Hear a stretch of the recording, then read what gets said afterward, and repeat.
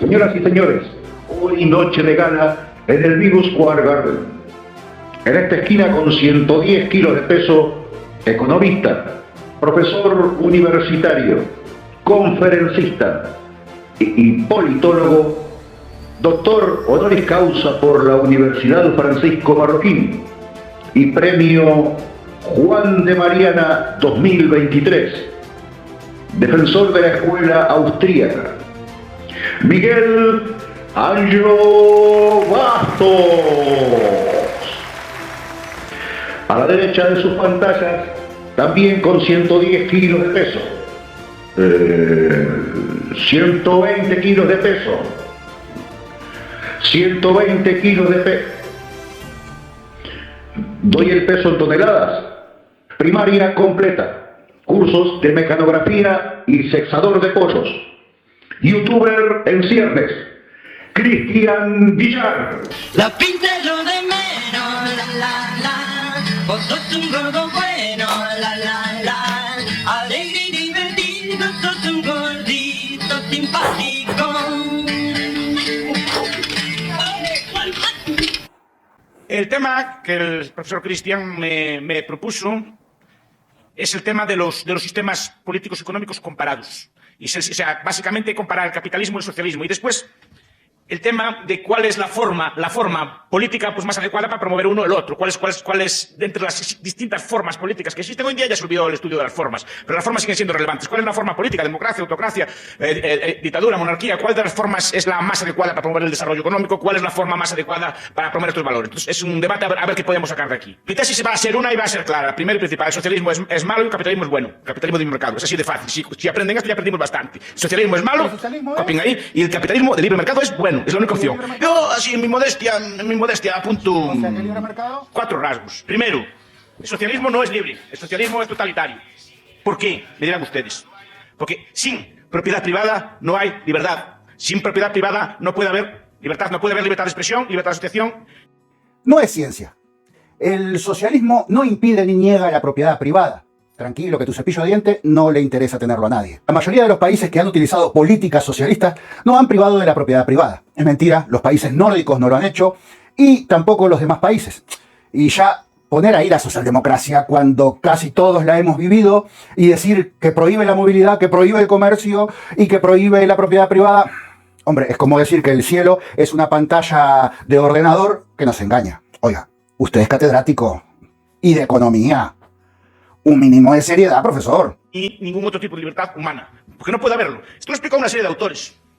Estoy pensando en un libro célebre, que es El camino de servidumbre, de Friedrich von Hayek, un libro clásico que apunta a este tema, explicando que incluso el socialismo, y cuando habla de socialismo, habla de todos los tipos de socialismo. No solo del socialismo marxista, sino de la socialdemocracia, del intervencionismo y todas las formas, digamos, que incorporan algún tipo de coerción, de coacción institucional sobre los seres humanos y que impidiendo a los seres humanos comerciar o actuar libremente entre ellos. La libertad, la expresión de la libertad requiere siempre de una base material. Es decir, para poder expresar la libertad necesitamos pues, un medio de comunicación, necesitamos de papel, necesitamos de tinta. ¿Qué hizo Salvador Allende en su momento? Pues no hizo nada raro. ¿Puso censura? No puso censura. Simplemente nacionalizó el papel de prensa y nacionalizó los repuestos de radio. No hizo falta censurar, no hizo. Ustedes muestran una foto, un dato suelto y un sesgo voluntariamente falaz. Informarse hoy de un periodo histórico pasado es bastante difícil. Muchos historiadores se han molestado más en hacer campañas políticas en base a los discursos liberales de los economistas, tergiversando la historia para hacerla irreconocible. Se ha perdido la ciencia y han hecho campaña política. Allende tenía un plan para nacionalizar el papel. Si no me equivoco, que puede ser que sí, ese plan nunca fue llevado a cabo. Si ustedes lo saben, lo pueden poner en los comentarios. Yo busqué el dato y hasta donde sé es un plan. La propuesta era que el gobierno participe de la reglamentación de papeles y cartones, como también lo hizo con la nacionalización del cobre, que es uno de los bienes más grandes de Chile, que estaban en manos de los Estados Unidos y de los ingleses, casualmente sus peores enemigos. A su vez, Allende, en varias cartas y en varios comunicados, dijo que la prensa iba a tener una política diferente, porque ya sea por participación dentro de las comisiones donde se diera la concesión de los papeles, o incluso exoneraba de impuestos para que estos pudieran poner una fábrica y otorgaba préstamos para que los periódicos pudieran poner su propia fábrica. Entonces, básicamente lo que el amigo Ancho hace es mentirnos a cara de perro.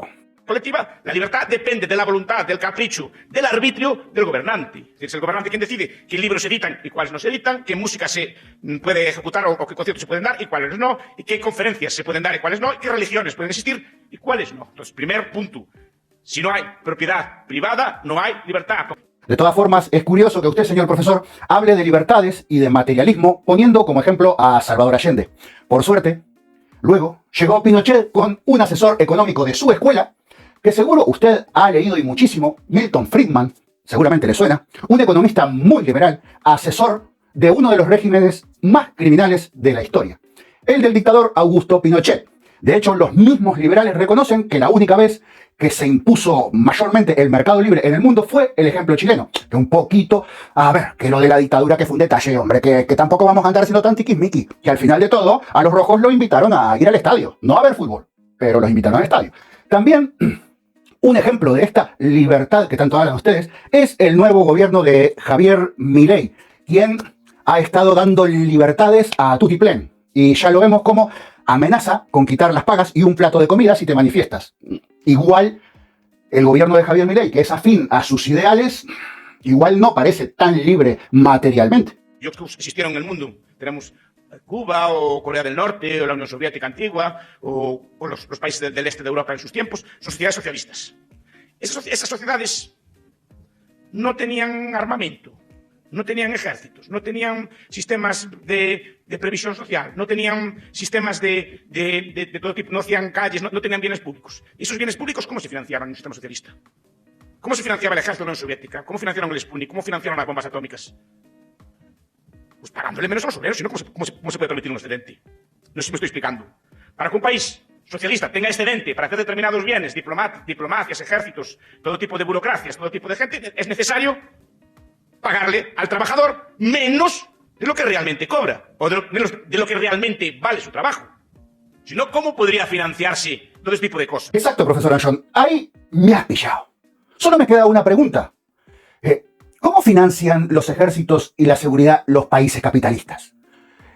¿El ejército de los países europeos y de los Estados Unidos es privado? ¿Qué país conoce usted o conocen ustedes que tengan un ejército y una organización de seguridad nacional privada? Claro que se paga con el excedente de trabajo, porque los militares y los policías, igual usted no lo sabe, también son trabajadores. Y por supuesto que hay que sacar una parte de ese dinero. Eso es socialismo. A no ser que el capitalismo de Estados Unidos y de Europa y el liberalismo que usted tanto proclama, ahora abogue por derogar los ejércitos y derogar las fuerzas de seguridad del Estado.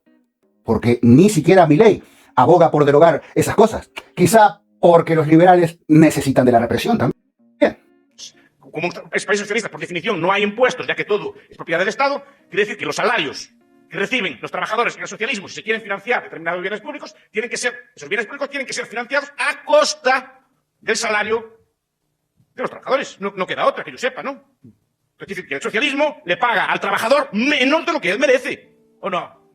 Público, cualquier bien que disfruten las clases políticas es sacado a costa de la piel del trabajador. No queda otra forma. Y como decíamos antes, si lo que se critica es la forma en que se obtiene, no en que se gasta, el sistema socialista es un sistema explotador, por definición. Además, al fijarse los salarios, no por el libre juego de la oferta y la demanda, no por la voluntad recíproca de ambas partes, sino al ser fijado por una de las partes, hay un sistema de explotación de tal forma que unos trabajadores ganan más de lo que deberían y otros menos de lo que deberían, porque los salarios son fijados políticamente y los que cobran menos están financiando a los que cobran más. No queda otro remedio. El sistema socialista, por definición, salvo que no tenga ningún tipo de bien público, salvo que no tenga ningún tipo de previsión, salvo que no tenga ningún tipo de ejército, es necesariamente explotador. Es más, el sistema más explotador que existe. Mucha diferencia entre los demás. Porque el sistema capitalista no se basa en la explotación. Para nada. Como nosotros no hemos vivido nunca en una sociedad capitalista, la sociedad capitalista no crece por la explotación del trabajador. ¿Qué va? Y aquí el profesor nos dice que los bienes públicos son basados en la explotación del trabajador dentro del socialismo. Ojo, que también habla de la socialdemocracia. Bien, en el caso del capitalismo parece que no hay ejército, parece que no se mantienen los servicios de seguridad tampoco, y ese dinero ¿a dónde va? Pues al bolsillo del capitalista. Esto de la ley de la oferta y la demanda tan libremente, no sé si a los tractoristas y a los agricultores les gustará mucho, porque justamente lo que está diciendo el economista y profesor de universidad, es que todo se tiene que regir por la oferta y la demanda. O sea que si Marruecos nos vende los tomates y los kiwis a mitad de precio, pues hay que comprarlo y punto. Y en el sistema socialista, los que cobran menos, injustamente, financian a los que cobran más, nos dice el profesor. ¿A qué me suena eso? Me da la sensación de que lo he visto en algún lado. Vergüenza, Ancho Bastos no tiene. Ahora, huevos, como un avestruz. Es radicalmente injusto. Por naturaleza. El socialismo es radicalmente injusto por naturaleza. Básicamente porque no da a cada uno según lo que merece. Es decir, cobra lo mismo el que trabaja que el que no trabaja, si su sistema de igualdad salarial, salvo que empecemos a introducir mecanismos de corrección capitalistas como salarios distintos, incentivos y otro tipo de formulaciones de este estilo. Pero el sistema socialista tiene que ser, por naturaleza, injusto. Tiene que pagarle más. No, cada persona no recibe lo que merece porque no lo sabe, sino que se asigna políticamente los salarios, las recompensas, los premios, por méritos pues, de afinidad política o por méritos de otro estilo. Pero de luego no responde a que las demás personas piensan que merece, sino que responde a algún tipo de decisión política. Entonces el socialismo es injusto porque no premia a cada persona según lo que hace, sino que da a todos igual. Y no hay nada más injusto que tratar igualmente a los desiguales. Es como si yo pongo la misma nota del sistema socialista, un sistema explotador, por definición. Además, al fijarse los salarios, no por el libre juego de la oferta y la demanda, no por la voluntad recíproca de ambas partes, sino al ser fijado por una de las partes, hay un sistema de explotación de tal forma que unos trabajadores ganan más de lo que deberían y otros menos de lo que deberían. Porque es injusto porque no premia a cada persona según lo que hace, sino que da a todos igual. Y no hay nada más injusto que tratar igualmente a los desiguales. Es como si yo pongo la misma nota a todos mis estudiantes. ¿De qué vídeo de Juan Ramón Rayo ha sacado este dato Ancho Bastos? Acaba de decir que en el socialismo los que ganan menos sostienen a los que ganan más. Y ahora dice que en el socialismo todos ganan iguales y por eso es injusto. Para mentir hay que tener un mínimo de coherencia, señor profesor. Y no, señor economista, el socialismo no es poner sueldos iguales a todo el mundo. Eso se llama falacia de hombre de paja. Ustedes dicen esa estupidez para que el cuñado de turno se lo crea. En el capitalismo que vivimos, los políticos se suben el sueldo a ellos mismos. También considero que el socialismo probablemente no pueda ser funcional, pero también hay que recordar que lo que hemos visto fueron experimentos de socialismo. O sea, el socialismo no se le ha dado la oportunidad o no ha podido desarrollarse a nivel mundial. O sea, es como la historia nos ha demostrado que todos los sistemas de producción tienen un periodo de transición. Tal vez usted considera que el capitalismo es eterno, pero lo que hemos visto es que ha habido evolución. O sea, la sociedad evoluciona, el ser humano evoluciona y siempre evoluciona a algo mejor, algo superior. Entonces usted comenta que el capitalismo es justo, no es explotador, pero recuerde que acá en los países latinoamericanos, España especialmente, Inglaterra, en el siglo XV, XVI, o sea, para poder evolucionar Europa y llegar a ser el sistema que hoy es el capitalismo como tal, tuvo que coercionar a los países latinoamericanos, tuvo que violentar a los países latinoamericanos, ¿verdad? Toda la riqueza que había acá, el oro, la plata, fue llevada a Europa y a raíz de eso ellos pudieron financiar sus propias empresas. Porque, por ejemplo, aquí en Guatemala, dígame si no hay explotación o qué es lo que uno quiere, qué es lo que quiere el guatemalteco, qué es lo que quiere el trabajador. Vivir bien, tener un sistema de salud o tener un salario mínimo que no le permite ir a un médico, que no le permite satisfacer sus necesidades básicas, por lo menos. Y eso el capitalismo no lo da. Otra cosa, las empresas te hacen trabajar de lunes a domingo. Te hacen trabajar de lunes a domingo porque yo he trabajado en ese tipo de empresas, ¿verdad? El socialismo teórico se debate contra el capitalismo teórico. Y el socialismo real con el capitalismo real. Lo que se hace muchas veces es criticar el capitalismo real, lo que existe, que es un sistema muchas veces intervenido, muchas veces con influencias socialistas, con influencia de los estados, con una especie de socialismo ideal. Y eso es lo que yo no me gusta admitir. Muchas veces nos critica al capitalismo real desde parámetros utópicos e ideales. No. El socialismo ideal con el capitalismo ideal. Con el capitalismo ideal. Y el socialismo real de los países socialistas con los capitalistas reales. Entonces, ¿en qué queremos hacer? Muchas veces se hace mucha demagogia con estas cosas. Socialismo, lo que critiqué yo es el socialismo teórico. Digo, el socialismo teórico no puede funcionar, independientemente que fueran ángeles los que gobernaran el sistema socialista, ¿no? Y no puede funcionar por lo que estuve diciendo, por el cálculo, porque un sistema socialista que tenga cualquier tipo de ejército, que tenga cualquier tipo de aparato estatal, necesita necesariamente explotar al trabajador. Es el primero. Entonces, comparemos uno con uno. Y cuando me resuelvan el problema del cálculo, cuando me resuelvan este tipo de cosas, podemos empezar a hablar. Y eso vale para cualquier forma socialista, angélica, tiránica o lo que sea. Ancho Bastos le dice al estudiante que él puede debatir la parte teórica con la parte práctica de esas políticas. Que es justamente lo que él hizo momentos antes cuando nombró como ejemplo a Cuba, a Corea, a la antigua URSS y a los países satélites.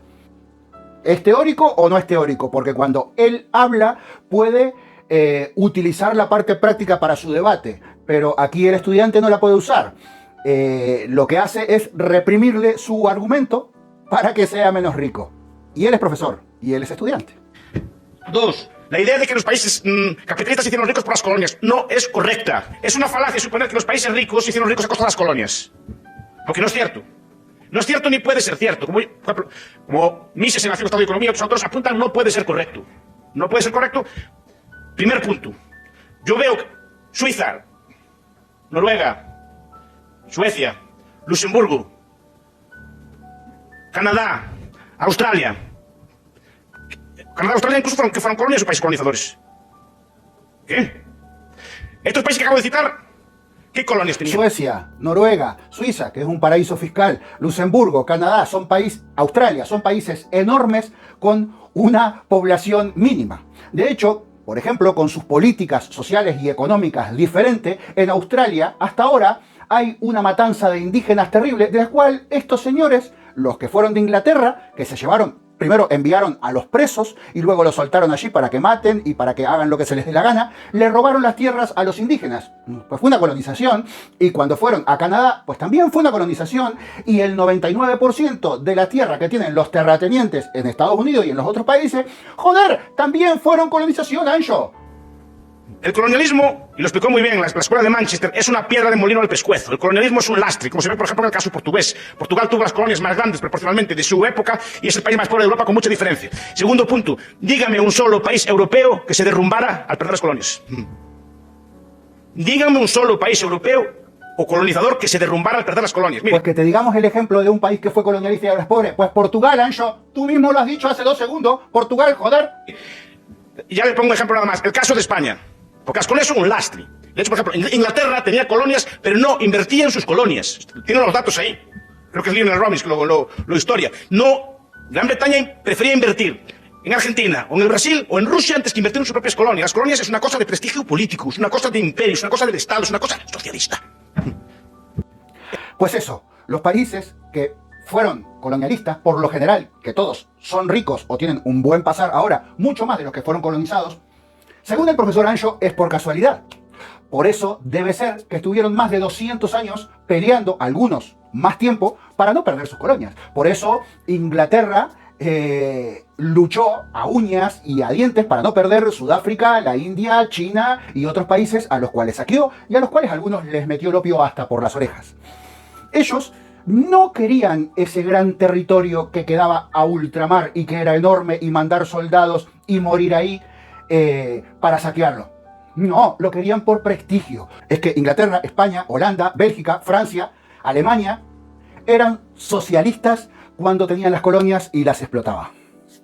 Este es la diferencia entre una persona que tiene muchos estudios, que seguramente tiene muchos libros leídos, pero que es un amoral, que no tiene la más mínima vergüenza para mentir y que da unos argumentos de youtuber, que yo los puedo dar, porque soy un puñetero youtuber, pero que un profesor de economía dé estos argumentos, que un profesor de universidad reconocido en todo el país dé unos argumentos que se los puede destrozar un estudiante de primaria, es preocupante y es vergonzoso. Y es aún peor que haya gente que no se cuestione estas afirmaciones que hace el profesor Ancho Bastos, que empieza diciendo el socialismo es malo, el capitalismo es bueno.